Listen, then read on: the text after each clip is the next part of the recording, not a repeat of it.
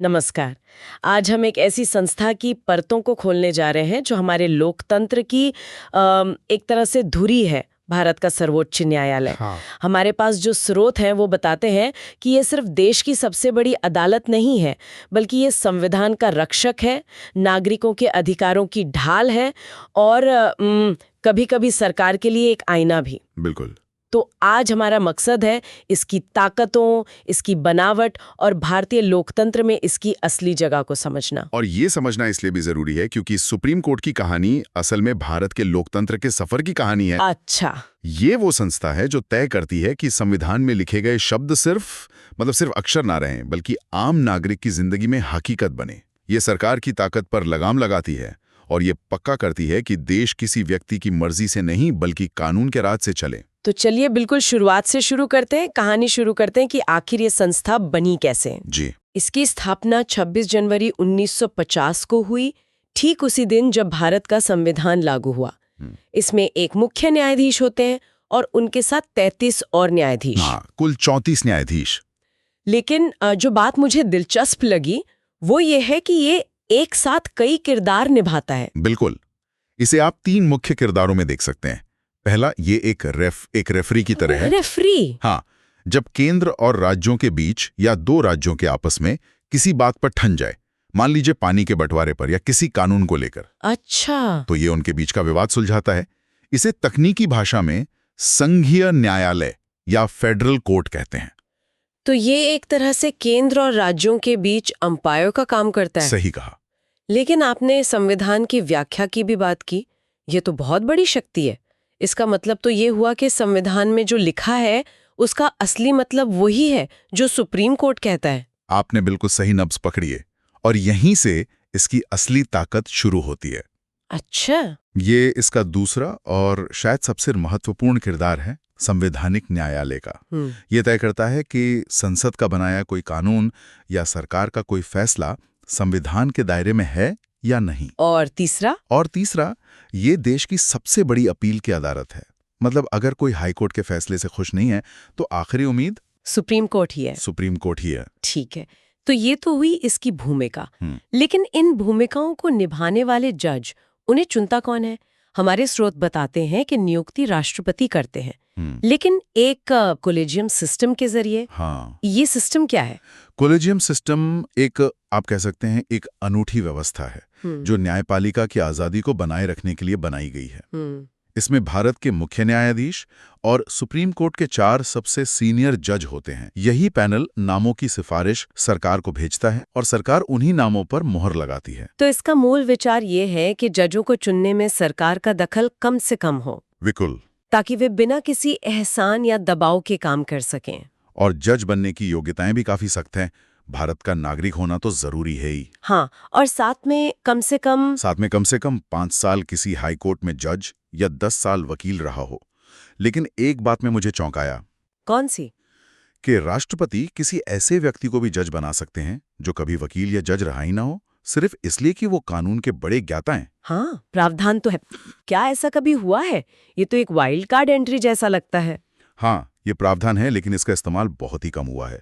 ये दिखाता है कि संविधान बनाने वाले कितनी दूर की सोचते थे। सही बात है। अब इन जजों का कार्यकाल 65 साल की उम्र तक होता है और उन्हें हटाना, आप समझिए, लगभग नामुमकिन है।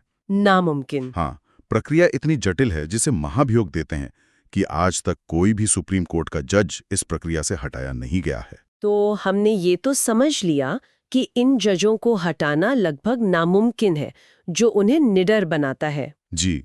लेकिन इस निडरता का इस्तेमाल वे करते कैसे हैं?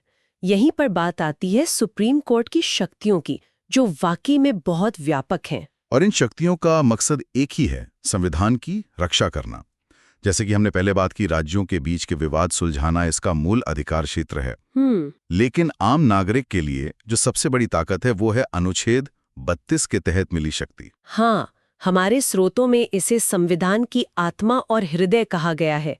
इसका मतलब क्या है? इसका सीधा सा मतलब है कि अगर सरकार आपके किसी भी मौलिक अधिकार, जैसे बोलने की आजादी या बराबरी का अधिकार, उसका हनन करती है। हाँ, अगर उसका हनन करती है तो आप सीधे सुप्रीम कोर्ट का दरवाजा खटखटा सकते हैं। किसी और अदालत में जाने की जरूरत नहीं। अच्छा। और तब कोर्ट रिट जारी करती है, जो सरकार के लिए एक आदेश की तरह होता है। रिट, ये क्या होता है? थोड़ा आसान शब्दों में समझाएंगे? हाँ बिल्कुल, ये नागरिकों को राज्य की मनमानी से बचाने वाले ब्रह्मास्त्र हैं। ब्रह्मास्त्र? हाँ, जैसे एक रिट है बंदी प्रत्यक्षीकरण या हेबियस कॉर्पस। इसका सीधा मतलब है शरीर को पेश करो। शरीर को पेश करो? सोचिए, अगर पुलिस किसी को बिना कारण बताए उठा ले जाए, तो ये रिट अदालत का वो आदेश है जो सरकार से कहती है उस व्यक्ति को 24 घंटे के अंदर मेरे सामने लाओ और बताओ कि उसे क्यों कैद किया है। वाह, ये तो नागरिकों की व्यक्तिगत स्वतंत्रता का सबसे बड़ा कवच हुआ। बिल्कुल। ये तो वाकई बहुत शक्तिशाली है। लेकिन शायद जो सबसे ज्यादा चर्चित शक्ति है वो है न्यायिक समीक्षा की, जुडिशियल रिव्यू। हाँ, आसान शब्दों में इसका क्या मतलब है? आसान शब्दों में ये सुप्रीम कोर्ट की वो शक्ति है जिससे वो संसद के बनाए किसी भी कानून को कैंसिल कर सकती है। कैंसिल? हाँ, अगर उसे लगता है कि वो कानून संविधान की किसी मर्यादा को लांघ रहा है। ये शक्ति सुनिश्चित करती है कि संसद भी अपनी मनमानी न कर सके और संविधान ही सर्वोच्च बना रहे। और इन शक्तियों का इस्तेमाल कैसे हुआ है, ये कुछ ऐतिहासिक मामलों से पता चलता है। एक मामला जो बार बार सामने आता है वो है केशवानंद भारती मामला, 1973 का। हाँ, ये सिर्फ एक केस नहीं, ये भारतीय लोकतंत्र का एक महासंग्राम था, है ना? बिल्कुल। यहां सबसे बड़ा सवाल था, क्या संसद जिसे जनता चुनती है इतनी शक्तिशाली है कि वो संविधान को ही पूरी तरह बदल दे? और 13 जजों की बेंच ने एक ऐसा दांव खेला जो किसी ने सोचा नहीं था। उन्होंने कहा, हाँ, आप संविधान में बदलाव कर सकते हैं, लेकिन उसकी आत्मा को नहीं छू सकते। उसकी आत्मा को? इस एक मूल संरचना या बेसिक स्ट्रक्चर के विचार से, जो संविधान में कहीं लिखा भी नहीं है, सुप्रीम कोर्ट ने खुद को संविधान का परम रक्षक बना लिया। ये न्यायपालिका के इतिहास का सबसे साहसिक कदम था। यानी संसद घर का फर्नीचर बदल सकती है, लेकिन घर की नींव नहीं हिला सकती। क्या बेहतरीन एनालॉजी दी आपने। बिल्कुल यही मतलब है, और इसी सिद्धांत ने लोकतंत्र को बचाया है। अच्छा, एक और उदाहरण देखें, मेनका गांधी मामला 1978 का। हाँ। सरकार ने उनका पासपोर्ट जब्त कर लिया था। हाँ। कोर्ट ने कहा कि कानून द्वारा स्थापित प्रक्रिया का मतलब सिर्फ कोई भी प्रक्रिया बना देना नहीं है, बल्कि वो प्रक्रिया उचित, न्यायपूर्ण और तर्कसंगत भी होनी चाहिए। ठीक है। इस एक फैसले ने अनुच्छेद 21 यानी जीवन के अधिकार का दायरा इतना बढ़ा दिया कि आज स्वच्छ हवा में सांस लेने का अधिकार और निजता का अधिकार भी इसी के तहत आते हैं। और निजता के अधिकार की बात आई है तो पुट्टस्वामी मामला जो 2017 में आया। हाँ, पुट्टस्वामी मामला। आज की डिजिटल दुनिया में तो ये और भी महत्वपूर्ण हो गया है। निश्चित रूप से। आधार कार्ड की बहस के बीच कोर्ट ने साफ कर दिया कि निजता का अधिकार एक मौलिक अधिकार है। इसका असर सिर्फ आधार पर नहीं, बल्कि सरकार कैसे नागरिकों का डेटा इस्तेमाल करती है, सोशल मीडिया कंपनियां कैसे काम करती हैं, उन सब पर पड़ता है। ये फैसला दिखाता है कि सुप्रीम कोर्ट समय के साथ संविधान की व्याख्या कैसे बदलता है, जरूरतों को भी समझती है। सही कहा। और इसी से जुड़ा एक और क्रांतिकारी कदम था जनहित याचिका या PIL। हाँ, 1980 के दशक में ये एक धमाके की तरह आया। जस्टिस PN भगवती जैसे जजों ने कहा कि न्याय सिर्फ अमीरों और पढ़े लिखे लोगों के लिए नहीं है। अच्छा। इससे पहले सिर्फ वही व्यक्ति अदालत जा सकता था जिसके साथ कुछ गलत हुआ हो। लेकिन PIL ने इससे कैसे बदला? PIL ने कहा कि अगर आप किसी ऐसे समूह को देखते हैं जिनके अधिकारों का हनन हो रहा है, जैसे बंधुआ मजदूर या जेल में बंद कैदी, लेकिन वो गरीब या बेबस होने की वजह से खुद अदालत नहीं आ सकते, तो आप उनकी तरफ से जा सकते हैं। आप उनकी तरफ से याचिका दायर कर सकते हैं। और सबसे मजेदार बात यह है कि इसकी शुरुआत कैसे हुई। कैसे? जजों ने कहा कि न्याय के लिए महंगे वकील और मोटी फाइलों की जरूरत नहीं है, हमें एक पोस्ट कार्ड भेज दो और अगर उसमें दम हुआ तो हम उसे याचिका मान लेंगे। एक पोस्ट कार्ड? हाँ, सोचिए, एक पोस्ट कार्ड से सरकारें हिल गईं। ये तो सच में क्रांतिकारी है। इसने तो न्याय को आम आदमी के दरवाजे तक पहुंचा दिया होगा। बिल्कुल। पर्यावरण से लेकर मानवाधिकारों तक कई बड़े बदलाव PIL के जरिए ही आए हैं। लेकिन क्या इसके कुछ साइड इफेक्ट्स भी हैं? हाँ, और ये एक बड़ी चुनौती है। एक तरफ PIL ने न्याय को सुलभ बनाया है, लेकिन दूसरी तरफ इससे अदालतों पर मुकदमों का बोझ बहुत बढ़ गया है, जहां पहले से ही करोड़ों मामले लंबित हैं। और कभी-कभी लोग पब्लिसिटी या किसी निजी दुश्मनी के लिए भी PIL का इस्तेमाल करने लगते हैं, जिससे अदालत का कीमती वक्त बर्बाद होता है। और एक बहस ये भी होती है कि क्या PIL के जरिए अदालत कभी-कभी सरकार के काम में ज्यादा दखल देने लगती है। हाँ, और इसमें एक बड़ा दिलचस्प फर्क है। न्यायिक सक्रियता या जुडिशियल एक्टिविज्म तब है जब अदालत समाज की भलाई के लिए आगे बढ़कर कोई आदेश देती है। जैसे दिल्ली में प्रदूषण पर सीएनजी बसें अनिवार्य करना। बिल्कुल, लेकिन न्यायिक अतिक्रमण या जुडिशियल ओवररीच तब होता है जब अदालत सरकार का काम खुद करने लगे। जैसे ये बताने लगे कि सड़क कहाँ बननी चाहिए या बांध की ऊंचाई कितनी हो। ओह अच्छा। दोनों के बीच की लाइन बहुत पतली और यहीं पर सबसे ज्यादा बहस होती है। तो आज की इस पूरी पड़ताल से ये साफ है कि सुप्रीम कोर्ट सिर्फ एक मूक दर्शक नहीं है, ये एक सक्रिय खिलाड़ी है जो संविधान की सीमाओं की रक्षा करता है, नागरिकों के अधिकारों को आवाज देता है और वक्त वक्त पर सत्ता को उसकी हदें याद दिलाता है। हाँ, इसकी आज़ादी और इसकी शक्तियां हमारे लोकतंत्र को जिंदा रखने के लिए ऑक्सीजन की तरह हैं। आपने बिल्कुल सही कहा, और ये हमें एक बहुत गहरे सवाल पर लाकर छोड़ता है। एक ऐसी संस्था जिसके पास इतनी ज्यादा ताकत है, जो संसद के बनाए कानून पलट सकती है और जिसके जज किसी के प्रति सीधे तौर पर जवाबदेह नहीं हैं, उस संस्था की अपनी जवाबदेही कैसे तय हो? ये तो बहुत बड़ा सवाल है। न्यायिक स्वतंत्रता और न्यायिक जवाबदेही के बीच सही संतुलन बनाना किसी भी लोकतंत्र के लिए सबसे बड़ी और लगातार चलने वाली चुनौती है। ये एक ऐसा विचार है जिस पर आगे सोचा जा सकता है।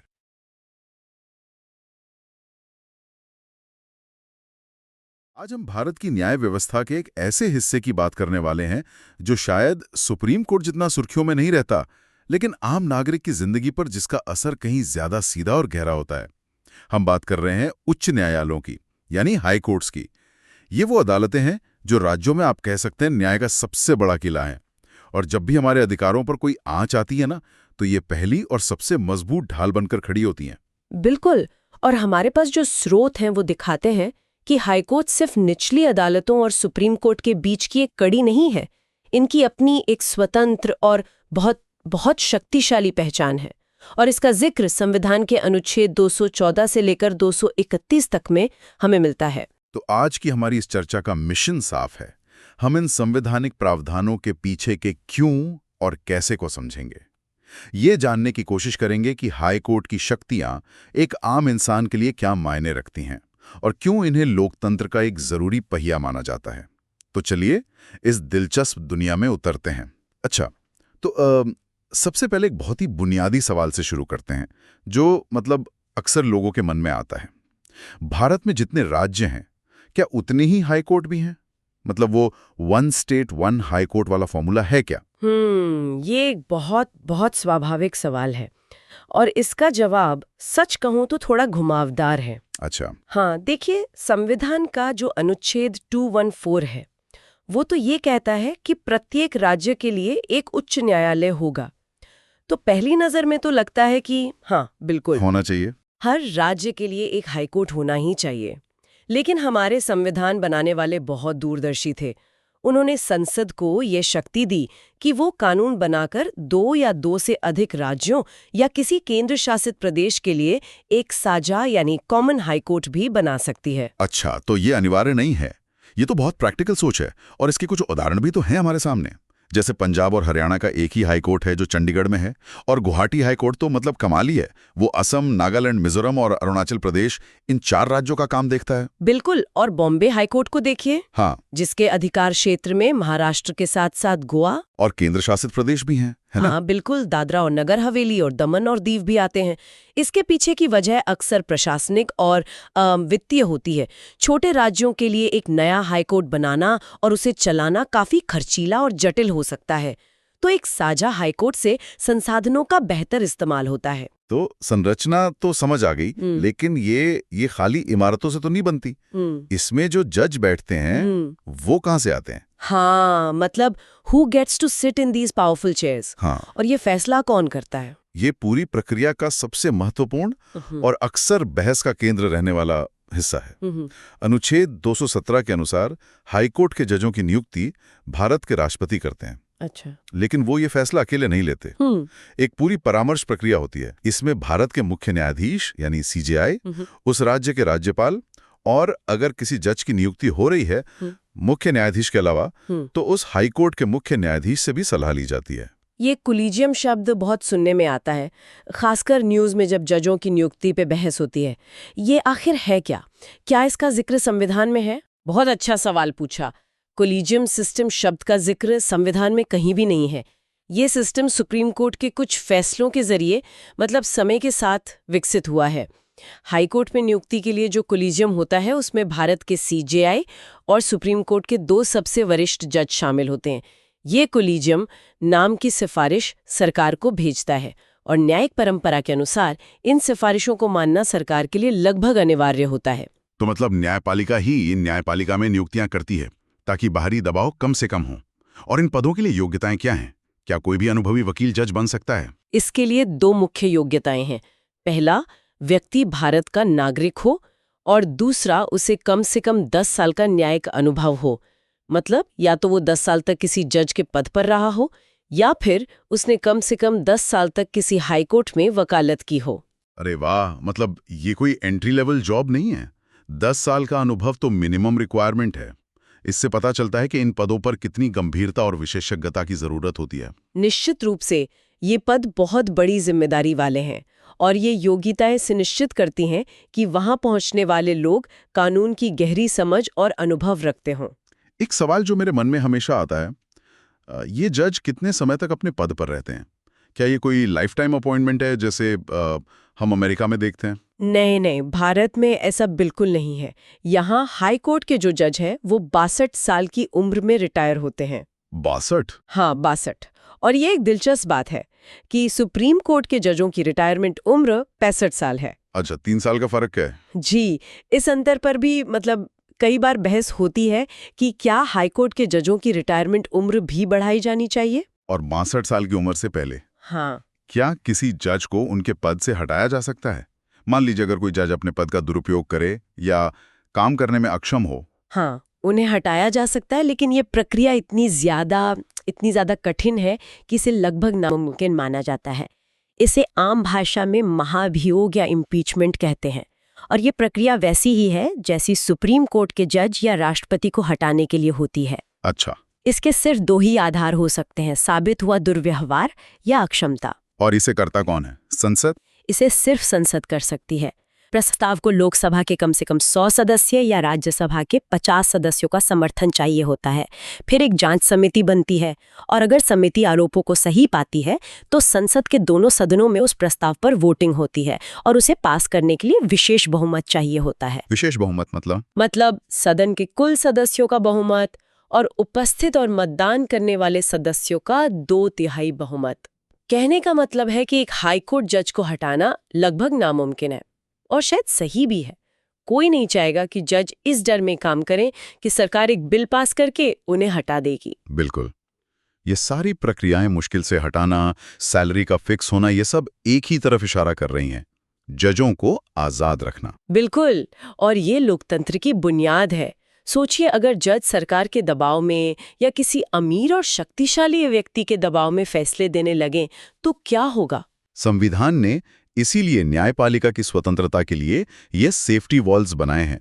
जैसे जजों का कार्यकाल सुरक्षित है, उन्हें हटाने की प्रक्रिया बेहद कठिन है। उनकी सैलरी भी तो कंसोलिडेटेड फंड ऑफ इंडिया से आती है जिस पे वोटिंग नहीं हो सकती। एकदम सही। उस पर संसद में बहस तो हो सकती है पर वोटिंग नहीं होती। यहाँ तक कि रिटायरमेंट के बाद वो उसी हाई कोर्ट में प्रैक्टिस नहीं कर सकते जहाँ वो जज थे, ताकि कोई पक्षपात न हो। सुप्रीम कोर्ट ने तो यहाँ तक कहा है कि न्यायपालिका की स्वतंत्रता संविधान के मूल ढांचे का हिस्सा है जिसे संसद भी नहीं बदल सकती। लेकिन इन सब सुरक्षा उपायों के बावजूद एक चुनौती तो है जिसका जिक्र हमारे स्रोतों में भी मिलता है, जजों के खाली पद। कई हाईकोर्ट्स में स्वीकृत पदों से काफी कम जज काम कर रहे हैं। इसका असर तो सीधे सीधे न्याय मिलने की रफ्तार पर पड़ता होगा। ये आज के समय में भारतीय न्यायपालिका की सबसे बड़ी चुनौतियों में से एक है। जब जज कम होंगे तो मुकदमों का ढेर लगना स्वाभाविक है। नियुक्ति प्रक्रिया में देरी, सरकार और कॉलेजियम के बीच कभी-कभी होने वाले मतभेद, ये सब इसके कारण है और इसका सीधा असर आम आदमी पर पड़ता है जिसे अपने केस के फैसले के लिए सालों साल इंतजार करना पड़ता है। पावर्स एक आम इंसान के लिए क्यों मायने रखता है? हाई कोर्ट की शक्तियों को समझने के लिए हम उन्हें कुछ हिस्सों में बांट सकते हैं। सबसे पहले आता है मूल क्षेत्र अधिकार, यानी ओरिजिनल ज्यूरिसडिक्शन। इसका सीधा सा मतलब है कि कुछ खास तरह के केस सीधे हाई कोर्ट में ही शुरू हो सकते हैं, उन्हें निचली अदालत से होकर आने की जरूरत नहीं। जैसे कि वसीयत, तलाक, कंपनी कानून से जुड़े मामले या फिर सांसदों और विधायकों के चुनाव से जुड़े विवाद। और मौलिक अधिकारों का मामला भी तो सीधे हाईकोर्ट में जा सकता है ना? हाँ, मौलिक अधिकारों का संरक्षण तो हाईकोर्ट का सबसे बड़ा काम है और यहीं पर उनकी सबसे शक्तिशाली ताकत सामने आती है, जिसे हम रिट क्षेत्राधिकार यानी रिट जुरिस्डिक्शन कहते हैं। ये संविधान के अनुच्छेद 226 में दिया गया है। अच्छा। और यहाँ एक बहुत ही महत्वपूर्ण और चौंकाने वाला तथ्य है जो ज्यादातर लोगों को नहीं पता। रिट जारी करने की शक्ति के मामले में हाई कोर्ट का अधिकार क्षेत्र सुप्रीम कोर्ट से भी ज्यादा बड़ा और व्यापक है। एक मिनट रुकिए, ये तो कमाल की बात है। मतलब आप ये कह रही हैं कि अगर मेरे किसी कानूनी अधिकार, लीगल राइट का हनन होता है, जो कि एक मौलिक अधिकार, फंडामेंटल राइट नहीं है, तो मेरे लिए सुप्रीम कोर्ट से ज्यादा शक्तिशाली हाई कोर्ट है। This is a game changer. बिल्कुल, आप एकदम सही समझे।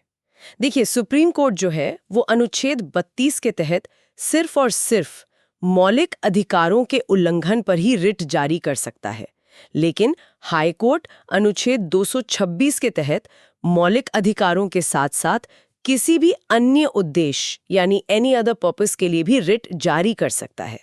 इसका मतलब हुआ कि अगर आपके किसी भी कानूनी अधिकार का उल्लंघन हुआ है तो आप हाईकोर्ट का दरवाजा खटखटा सकते हैं। इसका कोई उदाहरण दे सकती हैं ताकि ये बात और साफ हो जाए? जरूर। मान लीजिए किसी यूनिवर्सिटी ने बिना कोई वैध कारण बताए किसी स्टूडेंट का एडमिशन रद्द कर दिया। अब एडमिशन का अधिकार मौलिक अधिकार नहीं है, ये यूनिवर्सिटी के नियमों से मिला एक कानूनी अधिकार है।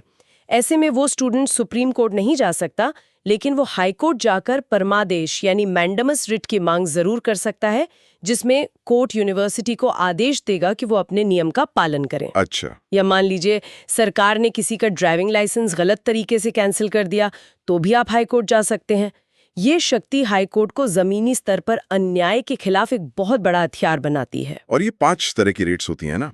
बंदी प्रत्यक्षीकरण, परमादेश, प्रतिषेध, उत्प्रेषण और अधिकार परीक्षा। ये नाम सुनने में थोड़े भारी लगते हैं, पर इनका काम बहुत सीधा है। नागरिकों को सरकार या किसी भी अथॉरिटी की मनमानी से बचाना। एकदम सही। और इन रिट्स के अलावा भी हाई कोर्ट के पास और भी महत्वपूर्ण शक्तियां हैं, जैसे अपीलीय क्षेत्राधिकार, अपेलेट जुरिस्डिक्शन, जिसके तहत वो अपने राज्य की निचली अदालतों, चाहे वो सिविल हों या क्रिमिनल, के फैसलों के खिलाफ अपील सुनता है। ज्यादातर मामले हाई कोर्ट में अपील के जरिए ही आते हैं। और एक शक्ति का जिक्र और है, पर्यवेक्षी क्षेत्राधिकार, सुपरवाइजरी जुरिस्डिक्शन। ये क्या होता है? इसे आप ऐसे समझ सकती हैं कि हाई कोर्ट अपने राज्य की सभी निचली अदालतों और न्यायाधिकरणों यानी ट्रिब्यूनल्स का बिग बॉस होता है। अनुच्छेद 247 के तहत हाई कोर्ट ये सुनिश्चित करता है कि उसकी नीचे की सभी अदालतें अपनी कानूनी सीमाओं में रहकर काम करें। वो उनसे किसी भी केस का रिकॉर्ड मंगवा सकता है, उनके काम करने के नियम बना सकता है। ये एक तरह से पूरे राज्य के न्यायिक प्रशासन पर नजर रखने की शक्ति है। क्या कोई ऐसे बड़े केस हुए हैं जिन्होंने हाई कोर्ट की इन शक्तियों को और मजबूत किया हो या उन्हें एक तरह से परिभाषित किया हो? हाँ, बिल्कुल। इसमें सबसे महत्वपूर्ण केस है एल चंद्र कुमार बनाम भारत संघ का मामला 1997 का।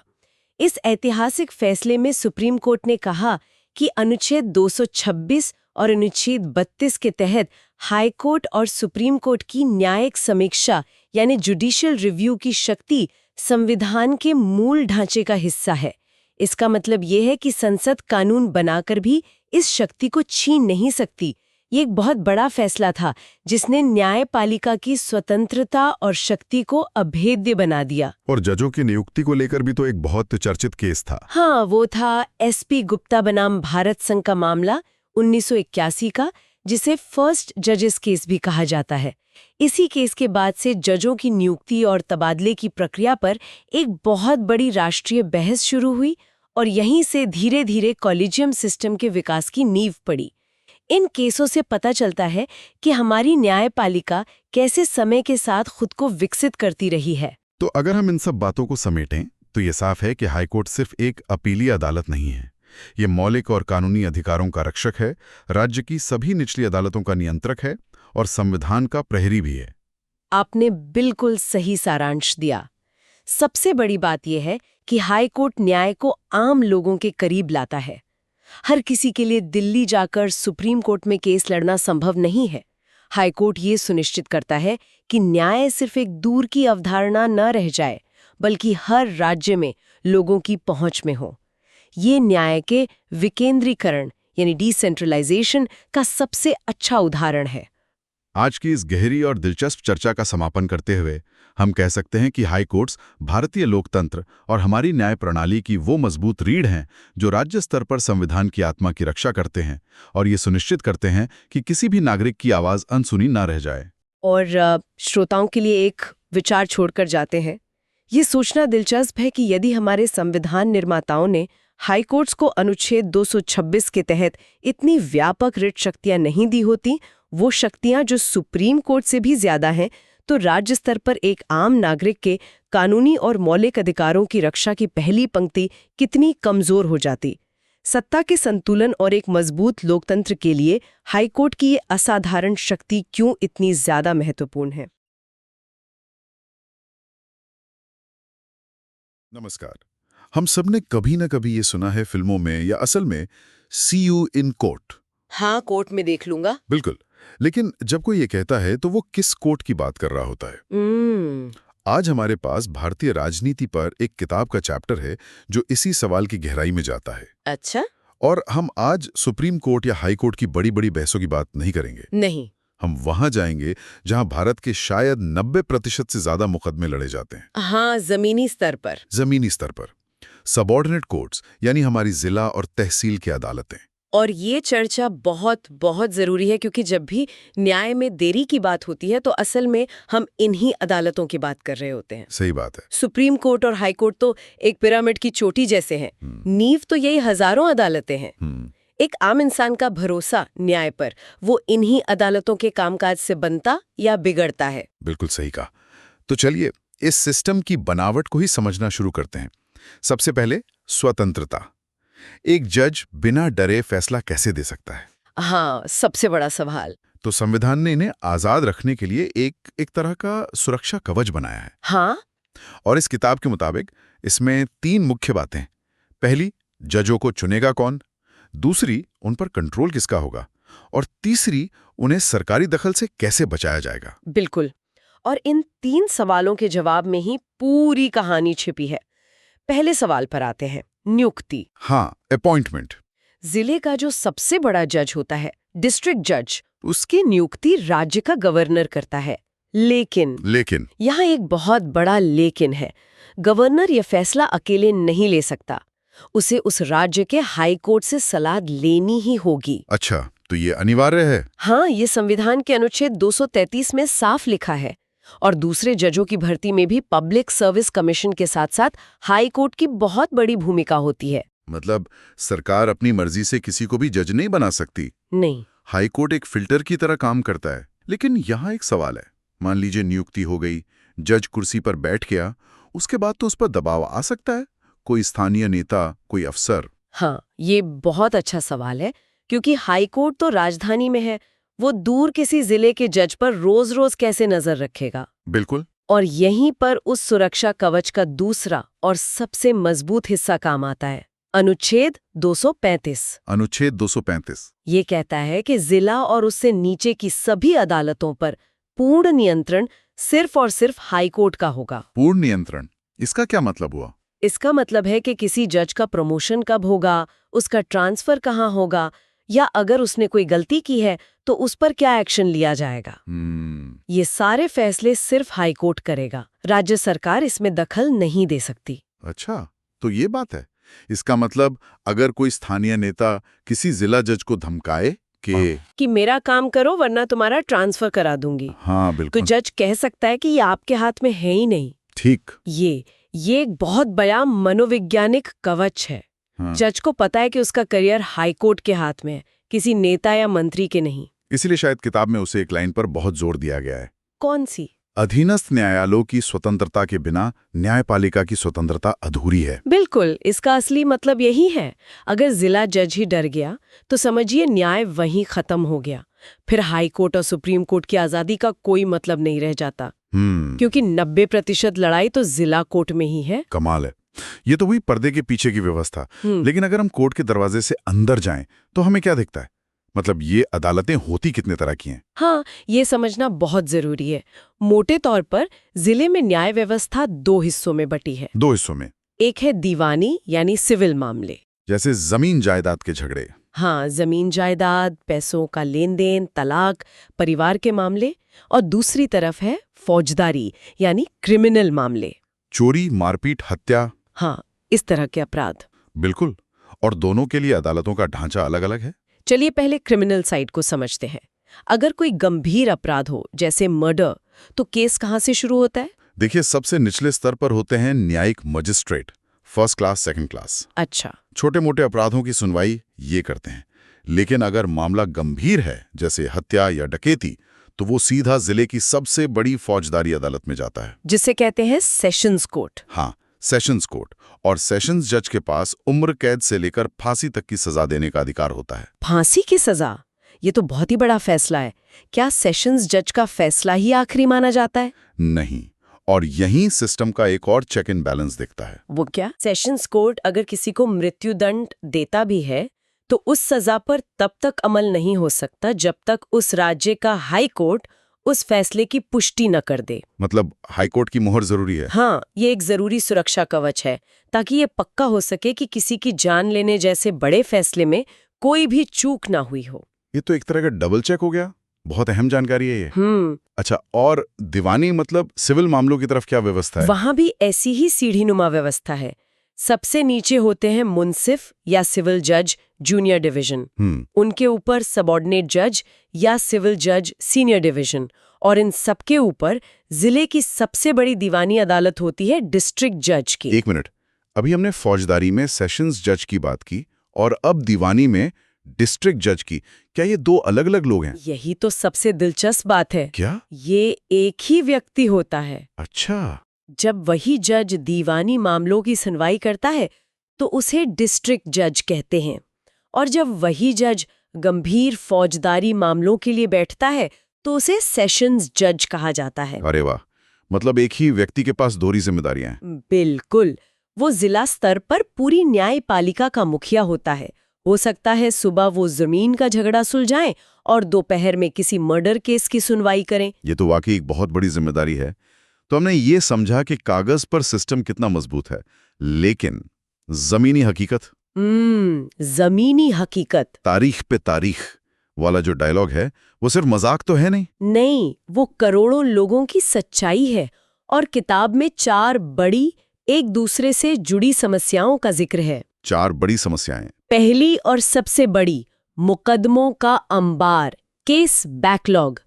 देश की निचली अदालतों में करोड़ों केस पेंडिंग हैं। करोड़ों, ये सिर्फ एक नंबर नहीं है। ये लाखों परिवार है जिनका जमीन का विवाद 20 साल से चल रहा है। ये वो लोग हैं जो छोटी सी चोरी के इल्जाम में जमानत के लिए भटक रहे हैं। मतलब न्याय में देरी अपने आप में अन्याय है। बिल्कुल। और इस बोझ का सीधा कारण है दूसरी समस्या, जजों की कमी। पद खाली पड़े हैं। हजारों पद खाली पड़े हैं, तो एक एक जज पर हजारों मुकदमों का बोझ है। और तीसरी समस्या क्या है? बुनियादी ढांचे की कमी, इंफ्रास्ट्रक्चर। आज भी कई अदालतों में सही बैठने की जगह नहीं है, रिकॉर्ड रूम्स अस्त व्यस्त है, टेक्नोलॉजी की कमी है। और ये तीनों चीजें मिलकर चौथी समस्या को जन्म देती हैं, बेहिसाब देरी। इसी देरी से निपटने के लिए शायद कुछ खास तरह की अदालतें बनाई गई हैं जिन्हें हम स्पेशल कोर्ट्स कहते हैं। हाँ, ये एक बहुत जरूरी कदम है। न्याय व्यवस्था ने ये महसूस किया कि हर मामले को एक ही तराजू में नहीं तोल सकते। जैसे परिवार के विवाद, तलाक, बच्चों की कस्टडी, इन सब के लिए फैमिली कोर्ट्स हैं, जहां माहौल थोड़ा कम औपचारिक होता होगा। हाँ, और ज्यादा संवेदनशील। इसी तरह छोटे मोटे मामलों को समझौते से निपटाने के लिए लोक अदालतें हैं। फास्ट ट्रैक कोर्ट्स भी तो हैं। बिल्कुल। गंभीर अपराधों में तेजी लाने के लिए फास्ट ट्रैक कोर्ट्स बनी, और बच्चों के खिलाफ यौन अपराधों के लिए बेहद संवेदनशील पॉक्सो कोर्ट्स हैं। तो ये विशेष अदालतें एक तरह से सिस्टम के प्रेशर को कम करने की कोशिश है। सही कहा। और ये इस बात का भी सबूत है कि सिस्टम अपनी कमियों को पहचानता है और उन्हें दूर करने के रास्ते खोज रहा है। तो अब हम चर्चा के आखिरी और सबसे अहम हिस्से पर आते हैं, सुधार। आगे का रास्ता क्या है? ये तो साफ है कि समस्याएं गंभीर हैं, तो किताब में किन सुधारों पर जोर दिया गया है? देखिए, लिस्ट लंबी है पर कुछ मुख्य बातें हैं। पहली और सबसे सीधी बात, जजों की संख्या बढ़ाओ और खाली पदों को समय पर भरो। ये तो बिल्कुल साफ है। दूसरा, टेक्नोलॉजी का भरपूर इस्तेमाल, ई कोर्ट्स और डिजिटलीकरण को बढ़ावा देना। डिजिटलीकरण से पारदर्शिता कैसे आएगी? इसका कोई सीधा फायदा आम आदमी को है? बिल्कुल है। सोचिए, आज कोई भी घर बैठे अपने केस का स्टेटस ऑनलाइन देख सकता है।